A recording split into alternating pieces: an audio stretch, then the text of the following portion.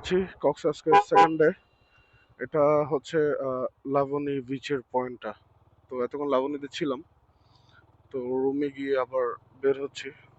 তো বের হচ্ছি বলতে একবারই বের হয়ে গেছি, চেক আউট করে ঘোরাঘুরি শেষ করে সুগন্ধা হয়ে সুগন্ধা বিচটা দেখে আবার এলাকার দিকে মানে সিটির দিকে ব্যাক করতেছি কিছুক্ষণের মধ্যে।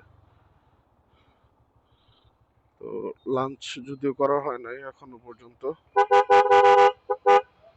লাঞ্চ করে এন্ড দেন রওনা হয়ে যাবো আর কি।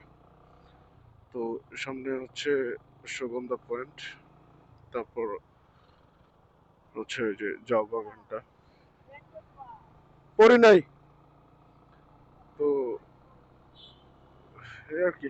সকাল থেকে ছিলাম আজকে। এবার আমাদের ট্যুরটা মানে শিডিউলের দিক দিয়ে একটু উলট পালট হয়ে গেছে গা, কারণ আসছি রাতের বেলা, তো পৌঁছালাম সকালবেলা, আবার দিনে ব্যাক করতে হচ্ছে। তো যদি মর্নিং এ আসা হতো তাহলে সারাদিন, তারপরের দিন মোটামুটি টাইম ওয়েস্ট করা যাইতো, বাট এখন তো কিছু করার ছিল না। এলোমেলো টাইমের মধ্যে দৌড়ার উপর সবকিছু হ্যান্ডেল করতে হচ্ছে।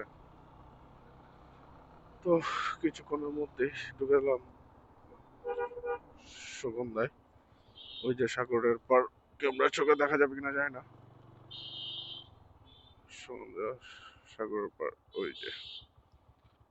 তো আমরা অন্য দিক দিয়ে বেড়ে যেতে পারতাম, বাট নেক্সট আবার কখন আসা হয় যায় না, কারণ কক্সে আসতে ইচ্ছা করে না। একমাত্র রিজন হচ্ছে রোড কন্ডিশনের কারণে রাইড করাটা খুবই কষ্টকর।